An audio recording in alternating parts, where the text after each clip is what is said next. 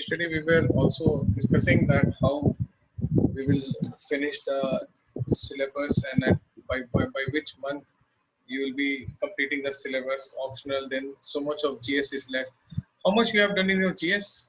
If you can tell me. I think only NCERT and few parts of geography with Bhushanji and few parts with Neeraj regarding economics, right? Am I correct?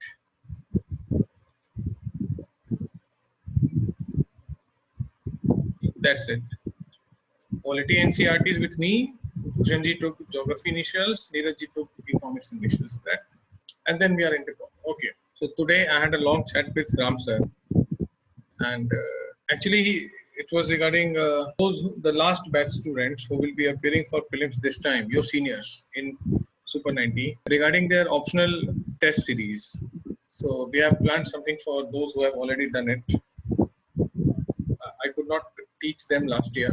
Someone else taught them, but I provided with few video lectures of IPT and WPT. I have taken your classes of part A, paper 1 of Pol Science. I have just taught them few things of NCERT and IPT and WPT, few video lectures I used to send 2 months before. So for them it was.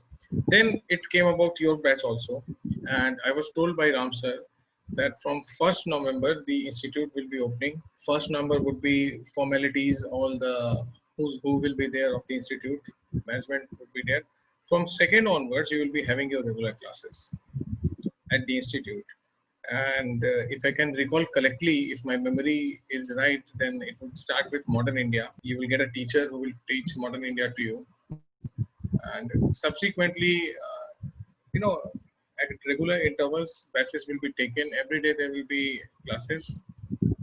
I am supposed to come there in the last week of November and 2nd week of December.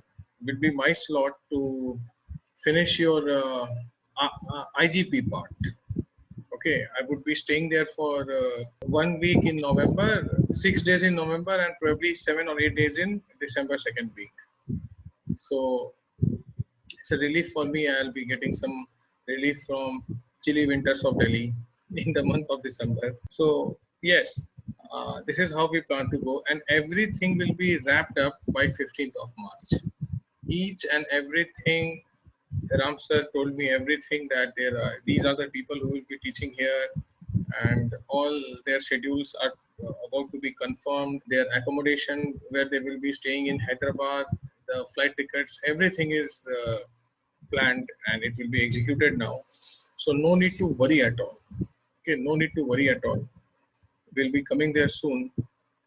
And for 1 month we are meeting like this regarding your optional. For 1 month we are meeting. So from November 2nd you will start your general studies, and people will be going there taking your regular classes. So accordingly it will be done in a very good manner as it should have been done. All the teachers are from Delhi itself. So I hope it brings some relief to you, because at times tentativeness takes its toll, right? Tentativeness is not correct. It takes its toll. You tend to worry about useless things and how will it happen, why will it happen. So nothing to worry about. Okay. IR along with GS. IR is in your paper 2, polity, along with polity, right? Jha sir will be taking your IR, and since all of you are optional students, this I am not sure about. So all your ethics and world history, social issues, internal security, geography, economy, polity, everything has been planned accordingly. Soon Ramsal will convey this to you. I am just giving you prior information regarding the same. Okay. None of you are appearing tomorrow for the prelims, I guess. Let us start now. And then Ram sir will, of course, officially confirm these things to you. He will give you a schedule also. So how it is to be proceeded. No need to worry at all. So today let us start with the new thinker.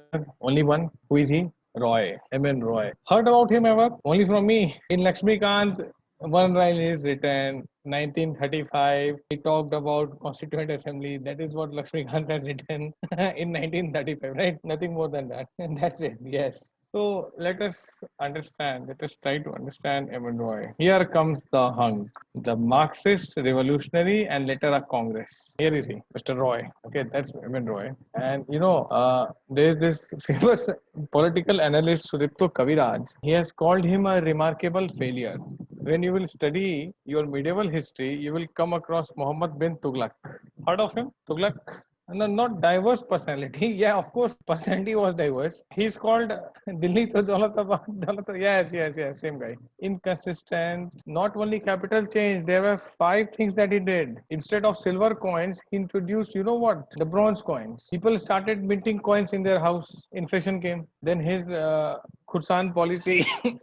He raised an army for Khursan. Yeah, it is still used as an idiom. तुगलकी Farman, it is said that बिना सोचे समझे इन्होंने तुगलकी फरमान दे दिया, इसीलिए बोलते हैं. So Tughlaq is called the same, like a remarkable failure. M.N. Roy has been leveled given this title by Sudipto Kaviraj, who again is an political analyst, and he's a critique of Gandhi. Roy is a very critique of Gandhi, in fact, a bitter one, not like Ambedkar. Ambedkar is one of the most vehement critique of Gandhi. So Gandhi is actually, he says that he's a politician, Roy says, and he was even part of, you will read these things in history, Anushilan Samiti. You will study about Jatin Das. So he was influenced by Jatin Das. And he was also part of Anushilan Samiti. It was a freedom fighter association, a revolutionary association, not moderate or extremist. So he used to procure arms for the revolutionaries in Bengal. He went to US and he got an opportunity to attend a conference which was being addressed by Lala Lajpat Rai. So he could not get his replies, something that could please him about the policy of Congress, the strategies of Congress for freedom movement from Lajpat Rai. So he became disillusioned with Congress and he was introduced to the ideas of Karl Marx. Now, try to empathize with him that he is a revolutionary. Okay, he is attached with the likes of Jatin Das and he is procuring arms, smuggling arms for all these revolutionaries. He goes to USA for the same thing, and there onwards, he meets Lajpat Rai, asks him few questions, and he says that I'm not satisfied by the answers. I am not trusting Congress at all. So revolution, how will the revolution come? So then he's introduced to the ideas of Karl Marx, and being the age group that he was, he became very, very impressed. Okay, he said that this is how I will do. Liberation of masses in India will come through principles of Marxism, is what he will say. And he became critical of the revolutionaries as well, that you do not have a specific program. How will you bring revolution? You are dependent of individual acts of heroism, individual heroic acts. That's not how it's going to work. So he became very, very critical of these people. And revolutionaries were actually doing these things at that time, that they were killing the unpopular British leaders, and there was no support base for revolutionaries. So he becomes very critical of revolutionaries also. He becomes critical of Congress and Gandhi also. So he had no faith in Gandhi's program. And he says that Congress is a bourgeois party. So it is under these circumstances that he found his solace in Karl Marx. Understood, all of you? This introduction to M.N. Roy. This is the first phase of his life. Now he will become disenchanted with Marxism also. So let us see him now. His name is Madhavendra. It should be Madhavendra. Madhavendra Natli Roy, whose original name is Narendra Nath Bhattacharya. His original name. He had the unique distinction of working with Lenin, Trotsky, and Stalin. So all these are influential Marxist leaders, leftist leaders. Of course, in Soviet Union, he began his political life as a militant nationalist. He became a militant nationalist. Then he became a socialist. So he became a bitter critique. Later on, we are seeing that. So then, first he is a militant nationalist. He believes in revolution by bombs, guns. He used to procure guns. He went to USA to smuggle weapons for Indian revolutionaries. He was very close to Jatin Das. And then he becomes a socialist, and then he becomes a communist. So that was his journey. He joined the Communist International but was thrown out of it as he differed from its aim. Now, what was this Communist International? Any idea about that? Have we discussed it? You can confirm, then I'll leave it. Okay. Your GS teachers will tell you that you have already read so many things when they will teach you and you will answer these things. In 1917, 1917, came the Bolshevik Revolution. Okay, the Bolshevik Revolution came in Russia, right, amidst the First World War, in the middle of First World War, and Lenin came to power. And he came to power riding on a promise: if and when we come to power, we will stop participating in the World War. This World War is being fought to satisfy the imperialist ambition of Tsar. Tsar was the Russian monarch. To a large extent, he was true, and he fulfilled his promise. Russia withdrew from the war after Communist Revolution. So then these Communist internationals, or Comintern as they are called, it was formed. So all the followers of Karl Marx, see, the Bolshevik Revolution 1917 was the first practical of the theories of Karl Marx. You all remember the theories of Karl Marx? Do you? Don't forget Karl Marx, okay? Revolution, after all, is inevitable, you know that. And the capitalism has its inherent seeds of destruction, and the workers of the world will unite because they have nothing to lose except their chains. Must be a bloody revolution, of course. Good, you remember Marx. So 17 revolution, proletariat will rule, and that will be called dictatorship of proletariat. So that is what Lenin brought in 1917 Bolshevik Revolution, the dictatorship of the proletariat. So now all the followers of Baba Marx were called to Moscow. Let us participate in the Comintern, the third communist international. Let us participate in it, and let us devise strategies that how different countries of world will witness communist revolutions by formation of communist parties in their respective countries. So M.N. Roy was invited by Lenin. M.N. Roy was a recognizable, a respectable name in international Marxist, you know, uh, corridors of Marxism. He was a well-known and a revered name, Roy from India, they used to call him. So he went there and he came back in 1925, formed the Communist Party of India. In 1925, another organization was formed. Can you tell me? Along with CPI, another organization was formed, not VHP. I'll give you a hint. Its political outfit is ruling the country. Ab to bata do, obvious. No, RSS.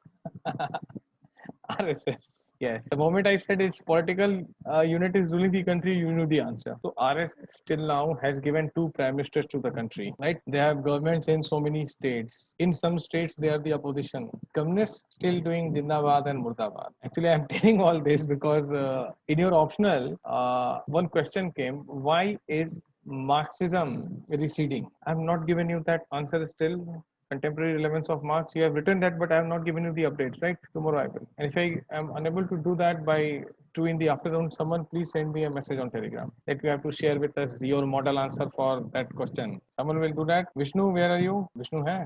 Nahi hai. Who else talks to me on Telegram? Someone please send me if I am unable to do that. Okay. So why Marxist movements are shrinking? Yeah.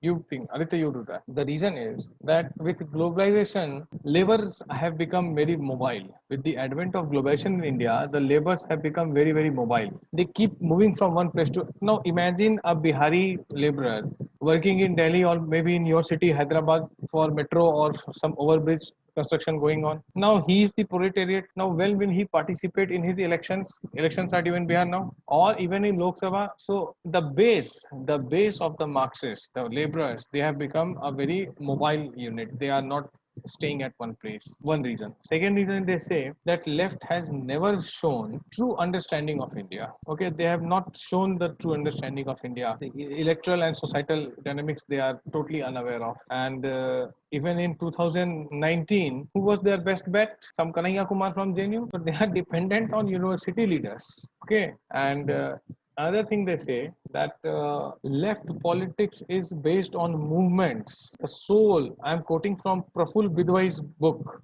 Praful Bidwai was a regular columnist with Frontline. Frontline is the sister concern, the elder sister concern of the Hindu. Okay, so he was a columnist there, and he wrote that book. Therefore, I'm quoting that Bidwai says that the soul of left movement was in protest, building people's movement. Now they have also become, used to the luxuries of office. So whenever they come in state government or get a coalition in center like they had in 2004 to 2009, they become addicted to the office and they forget what is their mass movement about. So they are like just any other political party. There is nothing left, nothing is left out of left. This is why sinking of Marxism is happening in everywhere. And of course, they have not understood their economics at all. Wealth has to be generated before it can be distributed. You cannot just rob off the rich to make the poor better off. It will kill the incentive to work for anyone. These are the reasons that you can say, I guess. Okay. I hope you agree with this, what I said, and understood it. And they are still living in that class war era. World has changed much from 19th century. There are no imperial and colonial hangovers left now. They are still having that hangover. Let's move now. So he joined there, but he came back because he had differences with Lenin. What were those differences that we shall see? Now you see which one, Aditya? You can say, but then it happened in 1991. So a long way to go. Actually, a very long way to go before that revolution happened, and when they kind of became a prisoner of their own revolution. But then the subsequent Russians will be blamed. Of course, Stalin and Lenin had a very big role to play. Now, let us see further. Roy passed through three phases. Three phases, as I told you. First phase, which lasted up to 1919, he was a national revolutionary smuggling arms in Bengal. Okay, he was doing this everywhere in Bengal. He was trying to assist the revolutionaries, the likes of Jatin Das and everyone. And after that, when he becomes disillusioned, he becomes a Marxist. And as Marxist, he engages in active communist movement first in Mexico and then in Russia, China, India, everywhere he goes. And then he comes back to India. He tries to establish the Communist Party. Okay, just give me 1 minute. Just 1 minute. That time he became a Marxist, a staunch Marxist, and he started trying to usher revolution in these many countries. In the last and final phase, Roy emerged as a radical humanist. Now, this is important. Radical humanism of M.N. Roy. You have been asked questions on these things. So, what was that? That we shall see. I'll make you write probably one page in the end about radical humanism. So, completing his journey from nationalism to communism, from communism to radical humanism again. So, nationalism to communism to radical humanism. So, what is this radical humanism that we will see in the end? So this is how he started. Okay, the three phases of his life. Now you see, Roy had no faith in Gandhi and Congress, absolutely no faith, and he called Congress as anti-poor. Congress is a party of bourgeois, he would say. Congress is a party of bourgeois, and that's why they should not be trusted. They are not pro poor, they are pro rich, is what he would say. He criticized Gandhi's decision to call off non-cooperation. Now, how many of you know about it, or I need to tell this? Quickly tell me. Non-cooperation, Khilafat, everything. Others, how many of you don't know? How many of you don't know? Okay, I'll brief it. See, what happened was non-cooperation. Non-cooperation movement was launched by Gandhi, and it became an instant hit. What was non-cooperation? People were Hindi mein they call it asayog andolan. Sahयोग, you see, cooperation you understand, right? That we will not cooperate with you. We will boycott you. So we will boycott your services, we will boycott your taxes, your laws, your police, your courts. Students will not go to the universities and colleges. Professors will not go to class. Doctors will not go to the hospitals. Advocates will not go to the court. Of course, the products where the clothes are already being boycotted. So it kind of hit the British. Okay, this non-cooperation kind of hit the British. Why? Because if the natives do not cooperate with anything, then how long can you carry on with it? Now, there was this incident called Chauri Chora in Gorakhpur, UP. Policemen fired on few people. People came back, surrounded the entire Thana, and burnt 22 policemen alive. Okay, they burnt 22 policemen in that Thana. So non-cooperation turned violent. Gandhi called it off. Now he was criticized.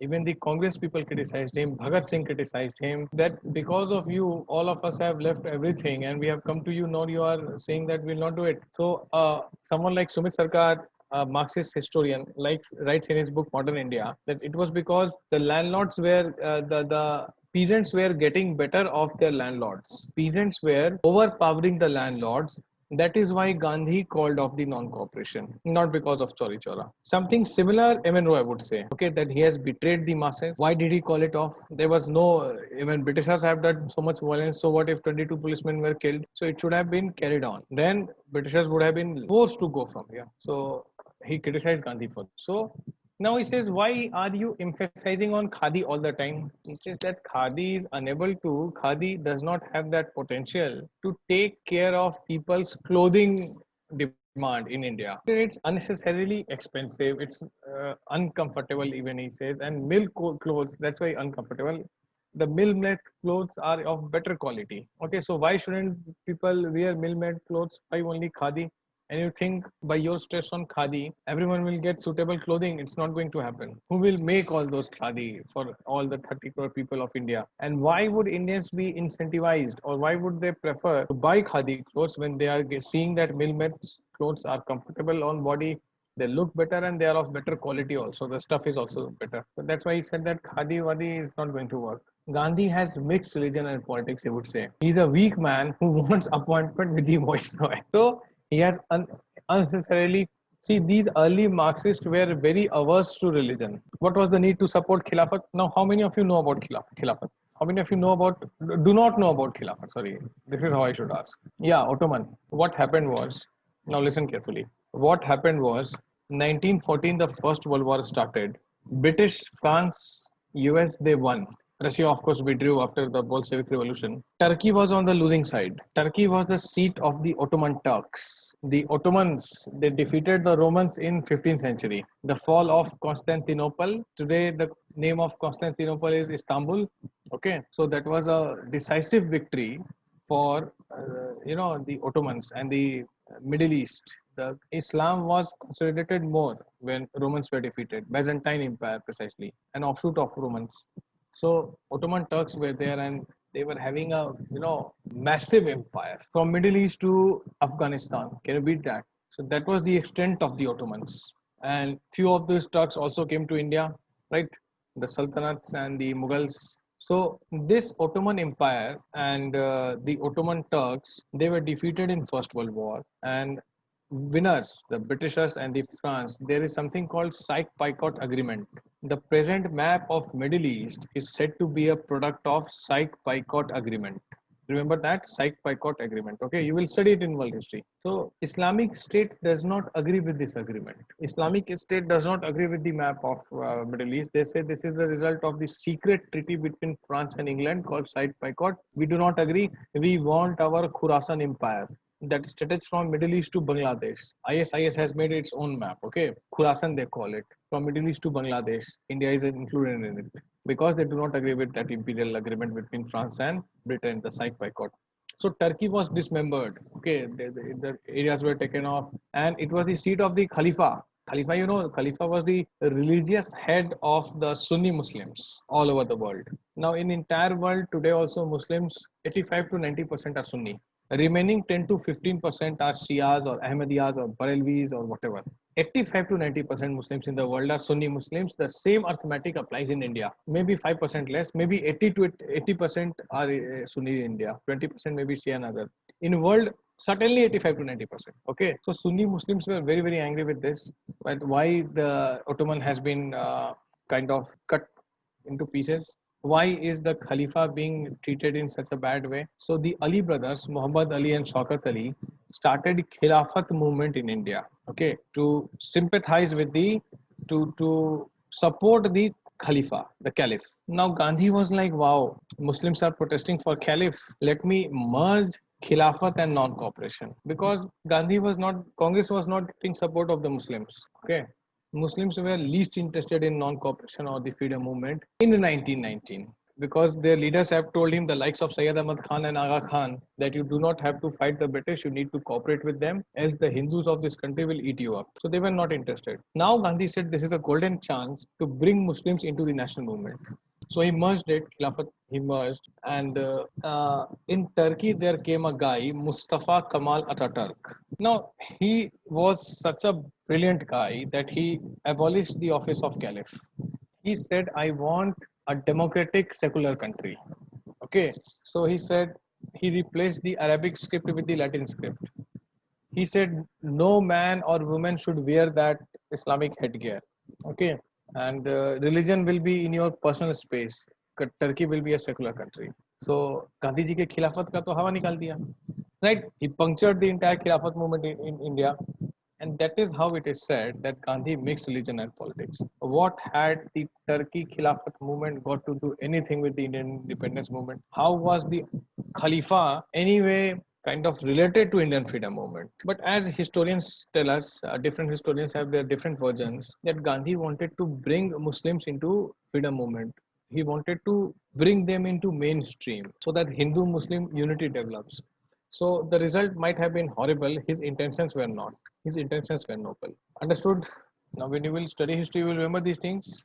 So this is what the Khilafat was. So that is why he criticizes Gandhi a lot. That we have mixed religion and politics, and all you want is the appointment with the Viceroy of India. Of course, the English. Congress will join hands with British when masses will turn against the elites. He even said that once the masses turns against elite in India, Congress will go and join the British. Okay, Congress is not going to stay with the poor. They are going to again betray the poor. Okay, he has started such a dangerous trend of mixing religion and politics. He's such a weak man. He's not at all a strong man. And this is what Roy says. And he also says that he will betray. Congress will betray the poor. Roy became a prominent Marxist and was well recognized in internal Marxist circles. Now, this happens after Khilafat 1919. So, he becomes an authority on Marxism and a prominent personality in the international communist arena and movements. And here, what happens? Lenin invited him to the Communist International to decide the approach towards colonial struggle against the imperial forces. So he was asked to come by none other than Vladimir Ulyanovich Lenin himself. That please come here and let us frame a strategy for colonies, like for India and for other Asian and African countries, how they are to fight the imperial forces. So decide the approach towards the national movement that is going on in the colonies. So here he would say Lenin suggested to support freedom movement first, and after independence bring a communist solution. So Lenin said, let there be a two-step revolution. First, whatever movement is going on, whoever is doing that, okay, you support that. Let your country be free. Once it is free, let us bring communist revolution. Okay, we will always have our communist party there. So M.N. Roy objected to Lenin's proposal. Roy objected to Lenin, and he said that masses in India are ready for a mass revolution. Why are you trying to make it a political one first and then mass one? Independent should be a result, but masses are ready. So we don't need a parallel mass movement. Okay. After that, it will come. No. There cannot be two step. There has to be one step process. So he will be expelled from the Communist International, and he came back. He joins Congress and starts to sympathize with Gandhi. He started having sympathies towards Gandhi. He comes back, he was expelled, and he actually recognized that Gandhi had a contribution in awakening the masses. Okay, that Gandhi, no one can deny that Gandhi has awakened the masses. He was a mass leader and so on and so on. So he says that, yes, Gandhi is right here. He has rightly kind of awakened the masses. He joined Congress to radicalize it from within and also became a critic of Marx. Now he said, I will make Congress more radical. Let me join it. And he started criticizing Marx. Yeah, he did not accept. He just refused to move on that line. Whether India would be liberated earlier, it would have happened if they did something on that presumption, but they did not do so. He refused Lenin, right?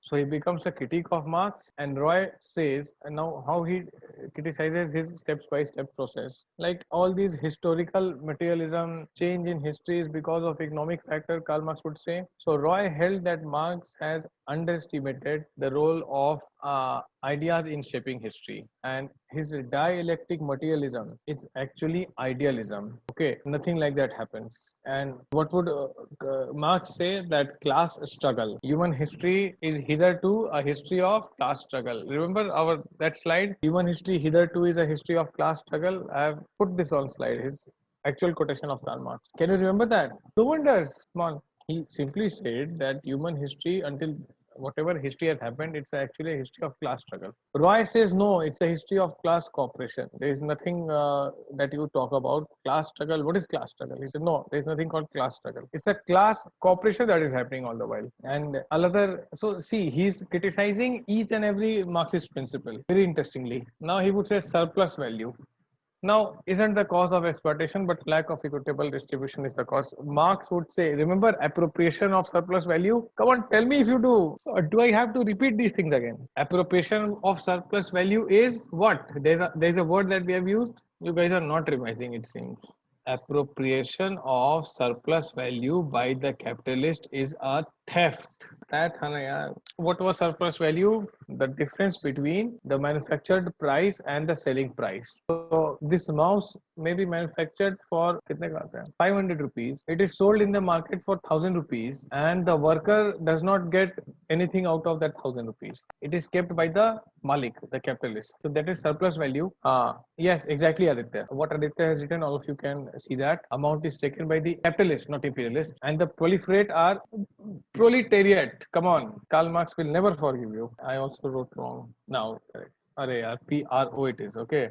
So he will keep very less for the workers. That is surplus value. So this will give rise to revolution, Karl Marx says. This difference which the worker should get and what he actually gets will give rise to revolution, because worker will become very, very angry. Roy says no, surplus value is not the reason. The equitable distribution is. It is not because worker is deprived, but even if he's given a meager share, he will be happy. The equitable distribution is the cause. It's not only about value, it is also about assets and wealth. Okay, he takes a more holistic figure. Okay, would you mind writing a bit? You need to, because the slides are till here only. Few things is left, but let me kind of readjust this.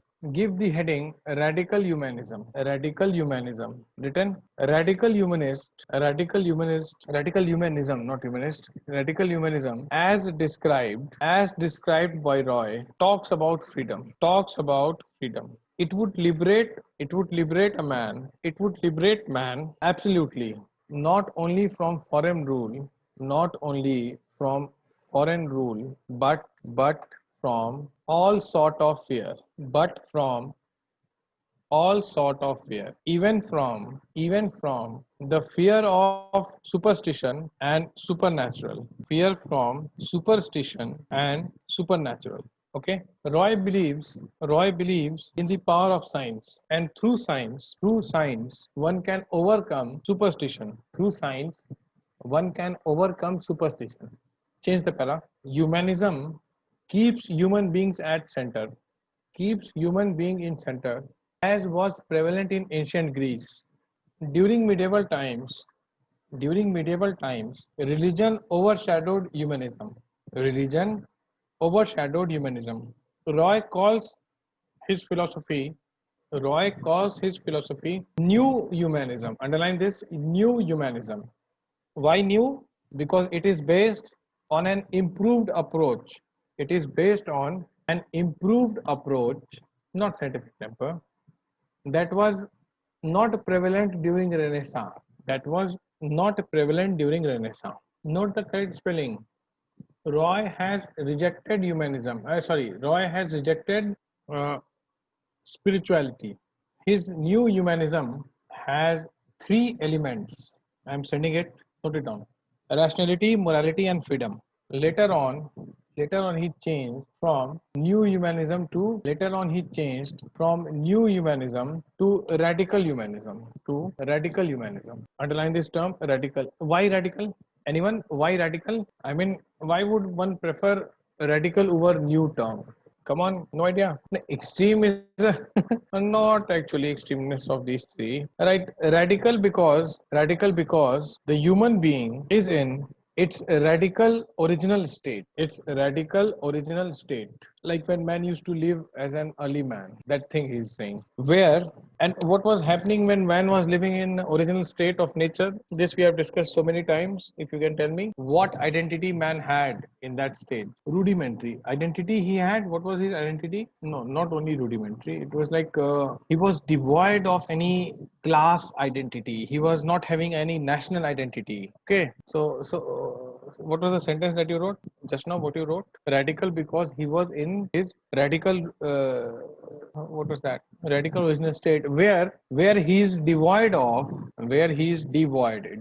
DEVOID उसके पास नहीं है. He is devoid of class and national identities.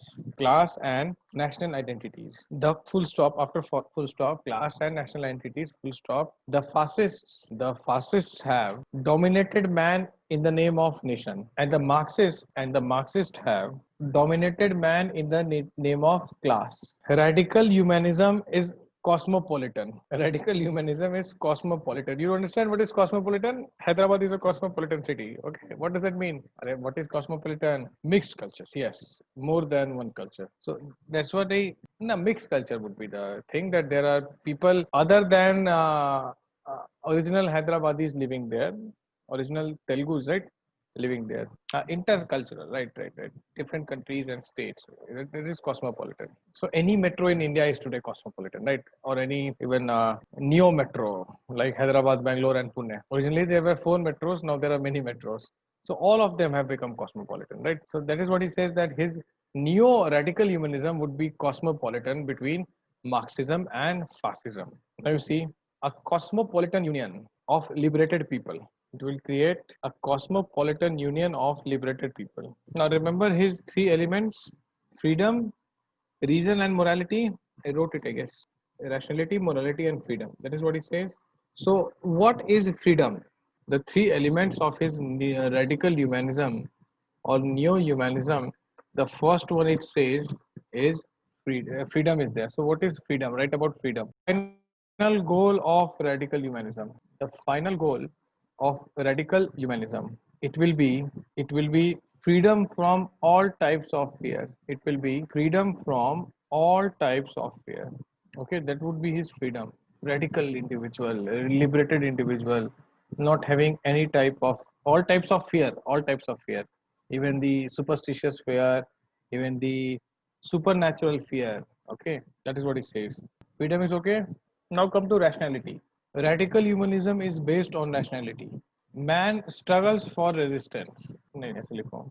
Man struggles for existence. Man struggles for existence. And when that struggle reaches a new level, new level of, you can write, cognition. Cognition, understand? Cognition. How do you exactly meaning of cognition would be? Cognitive skills, it's often said.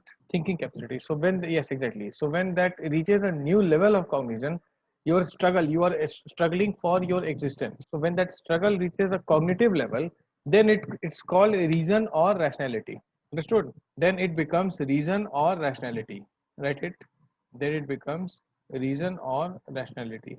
The source of rationality, the source for rationality is not internal but external, is not external but internal. The source for rationality is not external but internal. Now the last one, morality. Now people who are religious, they kind of follow religion, and they say it makes us moral, it makes us ethical, right? This is what religious people believe, who believe in religion, any kind of religion. They would say that my morality, my ethics comes from following my religion, right? So here M.N. Roy would differ, that no, your morality does not come from religion. So you write this: according to Roy, morality is not coming from religion. Then fair. If not religion, then, but it is coming from reason or rationality. Yes, good. It is coming from reason or rationality. Good, Santosh. Change the para. Roy is suggesting, see what he's saying.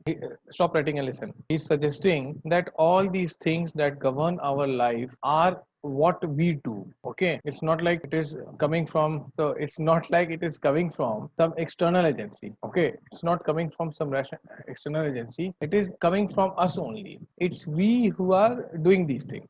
So it's a product of individuals attempts, his own efforts, his own interaction, his own whatever hindrances he faces. So he's saying, like, according to Roy, the principles that govern our life,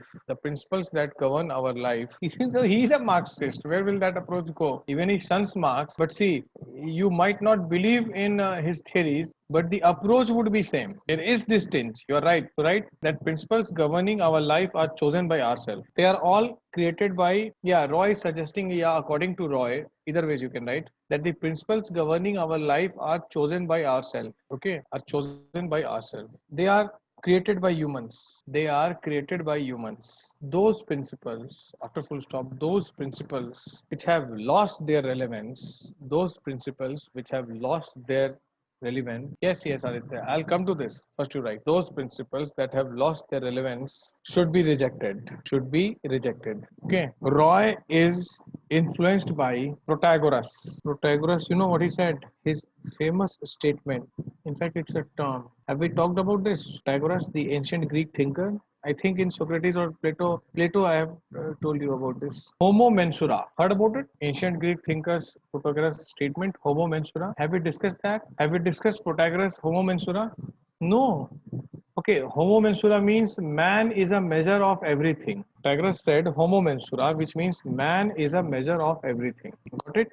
And this is Pythagoras Homo mensura's meaning. So there seemed to be a lot impact of Pythagoras Homo mensura on Evan Roy. His radical humanism is something very similar. Correct. You can write this. He has influence of Pythagoras. In bracket, you write his statement Homo mensura, meaning you write man is a measure of everything. And also utilitarianism of Bentham. This we have seen. Jeremy Bentham, friend of James Mill, friend of James Mill, father of James. And utilitarianism of Bentham. You remember that? Jeremy Bentham. Can you remember? Yeah, this you have remembered because it's not been long. Okay, idol of James Mill, yes. Now you write that, change the pen and write. Roy becomes a critique of party politics. Party means he will not favor that there should be political parties. He will talk about partyless form of democracy, he would say. So partyless democracy. He becomes a critique of party politics, you can write, and he favors a partyless democracy because his experiences with party politics was not good. That is why he will shun it. He will completely shun it. He will say that these things are not needed. You can write, according to Roy, of course, before, and then he became a no one in CPI. According to Roy, the right to vote does not ensure political participation. The right to vote does not ensure political participation. Yeah, partyless. Rule by party is nothing but rule by minority, because there are few people in the party who rule. That's why they are minority. Rule by party is nothing but rule by minority that claims to represent the masses or majority. Both will be okay. Masses or majority. The party system results in dishonesty and corruption, because it works for the party, and not for the people. Roy believes, we have almost ended it. Roy believes he was not there in CPI. It's as good as saying, why can't Advani dissolve BJP? Can he? Adit, that's it. Now you understood? He was kicked from CPI like Prashant Bhushan was kicked from AAP. Yogendra Yadav was kicked from AAP. There were other Marxists who were very, very like, revolution is brewing, it is coming. Okay, why are you laughing? All my examples are contemporary, okay? Apple also. But was Jobs really kicked out of Apple? I think he did that voluntarily. He was not in the best of his health, I guess. He was having some serious terminal issues, I guess. Terminal illness, cancer, I guess. Yeah, no, I used to follow these guys a lot before I became too much into preparation and academics. All these Larry Ellisons and Warren Buffetts and Lee Iacocca's and Steve Jobs. Yeah, I hope you have heard these names. Lee Iacocca, you know? Yeah, iPhone mandatory. Yes, you're correct. People have formed. Gandhi. He was the one who made Congress what it was. And where was Gandhi when Tryst with Destiny was happening in Delhi? Gandhi had no control on Congress at that time. He was a spent force. Dr. Ambedkar says that it was he was in Kolkata with the right victims. And Dr. Ambedkar even says that if Congress party does not celebrate Gandhi Jayanti every year and gives this artificial respiration, this is the term he has used, artificial respiration to Gandhi, people would have forget him. Where is Anna Hazare today? So there have been such cases. Okay, so let us complete this. Tell me the last line. Roy believes that decentralized democracy, decentralized order, not democracy, decentralized order, because democracy would mean election. That would require party. So that would go against his belief. A decentralized order in which closest anarchist is, in which functions of state are performed by voluntary associations. functions of state are performed by voluntary associations. You understand what is voluntary association? Our Chief Minister Kejriwal ji keeps forming voluntary associations in Delhi all the time. Civil society volunteers, this and that, NGOs. Yes. Voluntary association of enlightened people. Will provide solution to the problem, will provide some solution to the problem. State should coordinate and supervise the policies framed by such people. Roy supports industrialization, but the industries should be controlled by common people. He does not think that radical humanism rejects Marxism. He does not think that radical humanism rejects Marxism, but sees it as a humanist form of Marxism. A humanist form of Marxism. That is M.N. Roy for us. Questions, anyone? Any doubts, any queries, anything that you did not understand? Feel free to ask. The humanist interpretation or humanist form of Marxism. It's not a rejection. Radical humanism is not a rejection of Marxism. It's a humanist form of Marxism, humanist manifestation, humanist interpretation of Marxism. Questions or queries, anyone? But then religion, if please understand this, Aditya. I answer it first. Aditya, the thing is that religion may be created by humans, but then our religions claim divine origin.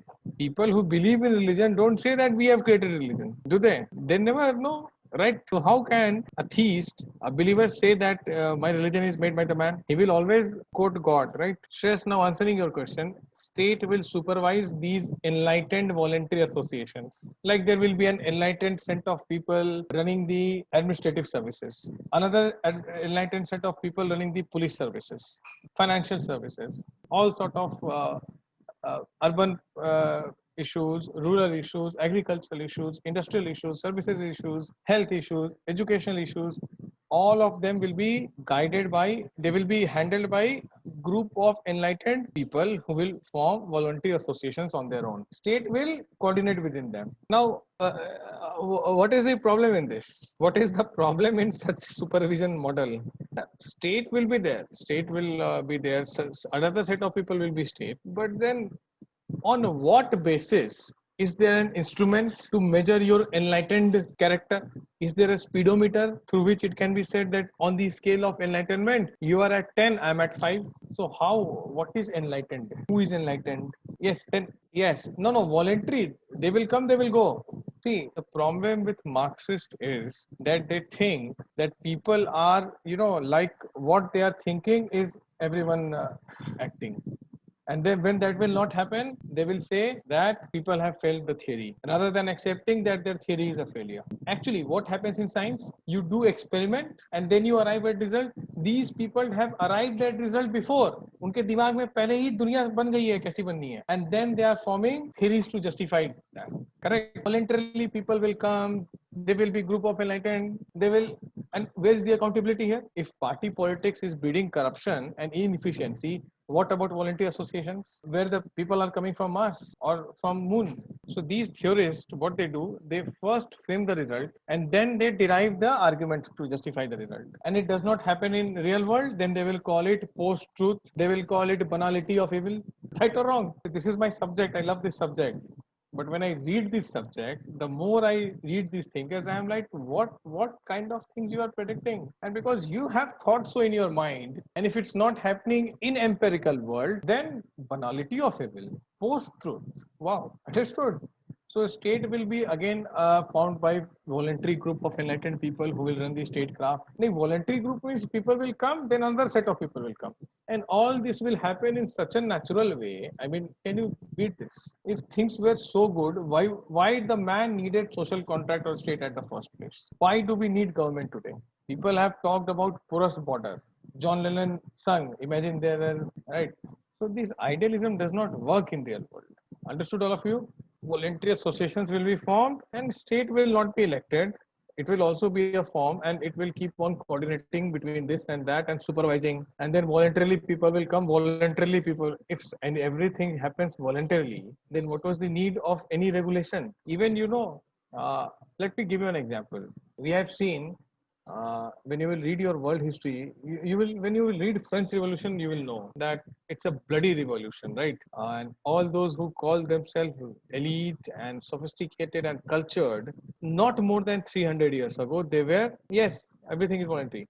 They were barbarics, worst of the barbarics, and now they are like that. We are cultured and civilized. Okay, fine. You are all of course, publicly you are, but you know when these disasters.